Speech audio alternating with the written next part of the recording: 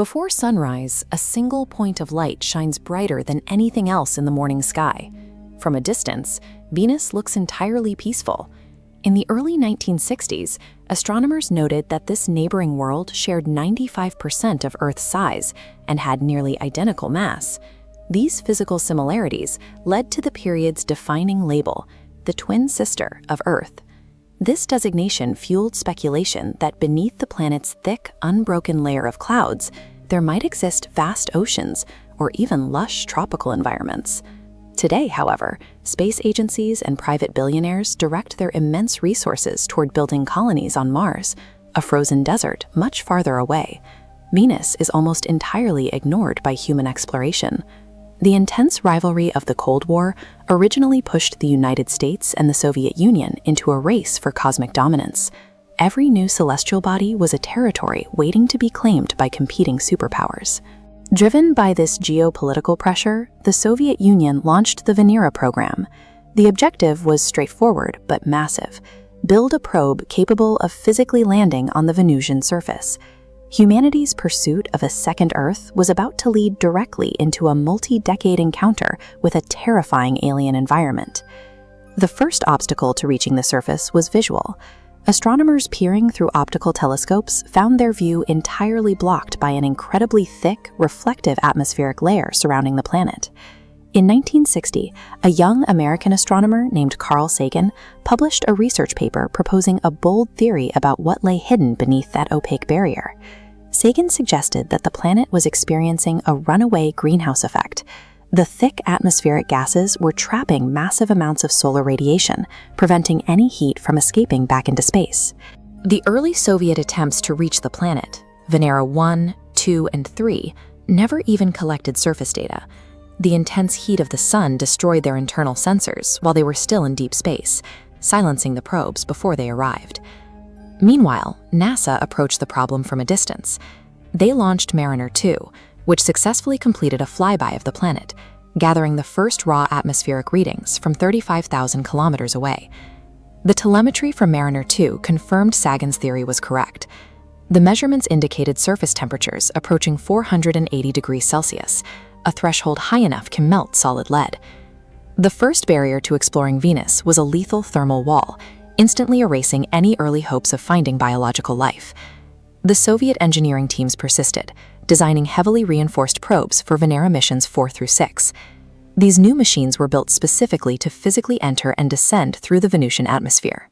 As these spacecraft entered the alien sky, they immediately encountered an 80-kilometer thick layer of dense, highly toxic sulfuric acid clouds. Long before they could reach the ground, the descent was violently interrupted. The hulls of the probes were crushed inward, imploding entirely while still suspended high above the surface. This diagram illustrates the intense mechanical stress recorded. The Venusian atmosphere exerts a staggering pressure of 90 atmospheres. On Earth, that is equivalent to the immense weight of water a submarine experiences exactly 1 kilometer below the ocean's surface. This realization forced a radical engineering pivot. Soviet scientists recognized that standard aerospace design would no longer work. They had to adopt deep-sea submarine technology to construct their next space probes. The resulting designs for Venera 7 and 8 were massive, 490-kilogram titanium eggs, packed with thick insulation and auto-sensor refrigeration units to keep the internal electronics functioning.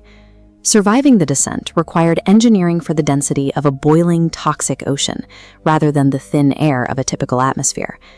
As Venera 7 descended through the final atmospheric layers, its parachute tore apart under the extreme conditions. The heavy titanium capsule plummeted, crashing into the alien soil at roughly 60 kilometers per hour. Lying tilted on the ground, the probe held together. For exactly 23 minutes, Venera 7 survived, becoming the first human-made object in history to successfully transmit data from the surface of another planet. Over the following years, missions 9 through 14 refined the engineering. By utilizing aerodynamic air brakes and active internal cooling blocks, the Soviet teams extended the survival time of their landers to over 2 hours. These extended lifespans allowed the probes to deploy microphones. They captured recordings of deafening winds tearing across the surface at 360 kilometers per hour, speeds matching the most violent tornadoes recorded on Earth. Finally, the landers transmitted the first panoramic photographs back to Earth. They revealed a jagged, desolate landscape composed entirely of shattered volcanic basalt rock, bathed in an eerie, thick, yellow-tinged light. These fleeting fragments of data represent the culmination of 16 separate missions. They captured concrete proof of a planetary hell, recording the environment perfectly in the moments before the machines inevitably melted away. The 1960s myth of an Earth-like twin sister disintegrated under the telemetry transmitted by the shattered Venera probes. The sheer hostility of these conditions forced a permanent shift in global space exploration. The prospect of operating in such lethal extremes is why humanity abandoned Venus and turned its focus entirely towards Mars.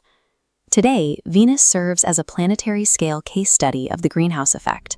Its thick atmosphere and extreme temperatures demonstrate a runaway climate disaster. Modern researchers avoid visiting our closest planetary neighbor because the physical laws of the planet violently reject our presence. Modern space agencies and private billionaires dedicate billions of dollars and decades of engineering to the exploration of the Martian surface. We have established a permanent presence in Earth's orbit, conquered the moon, and driven rovers across distant craters. Yet we bypass the planet closest to our own. Venus is nearly identical to Earth in size and mass, yet no spacecraft has landed there in 4 decades. During the 1960s, the Soviet Union made Venus their primary target. Because it was the closest planet to Earth, early scientists expected to find a lush world capable of supporting a human colony. However, an unbroken layer of thick clouds prevented Earth's telescopes from observing the surface, leaving the actual environment a complete mystery. This changed when astronomer Carl Sagan published a theory suggesting those clouds were trapping heat, creating a greenhouse effect that would make the hidden surface hot enough to destroy carbon-based life. In 1962, NASA's Mariner 2 flyby confirmed these high temperatures. Seeing the difficulty of the environment, the American space program shifted its focus toward the more accessible terrain of Mars. This left the Soviet Union to continue the mission alone, entering a multi-decade engineering struggle against the planet's atmosphere. The early Venera missions attempted to pierce the yellowish sulfuric acid clouds to reach the ground. The probes failed quickly. High ambient heat destroyed their thermal coatings and melted the internal electronics long before they reached the lower atmosphere. Engineers responded by reinforcing the hull of Venera 4, building it to withstand 400 degrees Celsius and 25 times the atmospheric pressure found on Earth. The descent appeared successful until the probe reached an altitude of 26 kilometers. At that height, the sensors recorded the temperature climbing toward 262 degrees. The atmospheric pressure was so much higher than predicted that the metal capsule imploded before it ever touched the surface. Final transmissions revealed the reality of the Venusian environment. The surface pressure is a staggering 90 atmospheres. Standing on the surface of Venus means enduring the same crushing weight as an object sitting at the bottom of a 1-kilometer deep ocean trench. The Soviets realized that surviving the descent required a change in philosophy. They were no longer building a spacecraft, but a deep-sea submersible. They developed Venera 7, a 490-kilogram reinforced titanium sphere equipped with internal refrigeration units to protect the instruments from the heat. When the parachute ripped 10 kilometers above the ground, the capsule hit the surface at 60 kilometers per hour.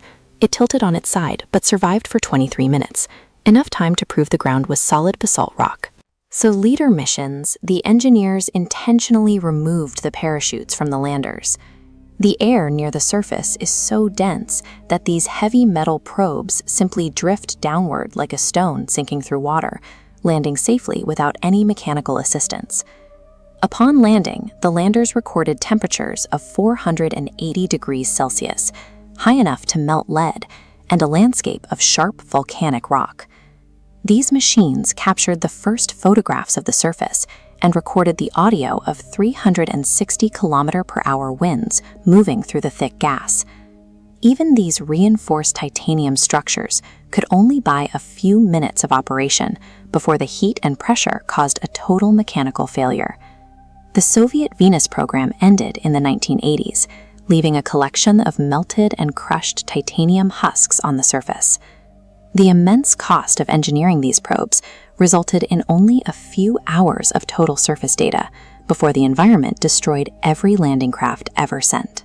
Venus stands as a physical demonstration of a greenhouse effect that has spiraled entirely out of control.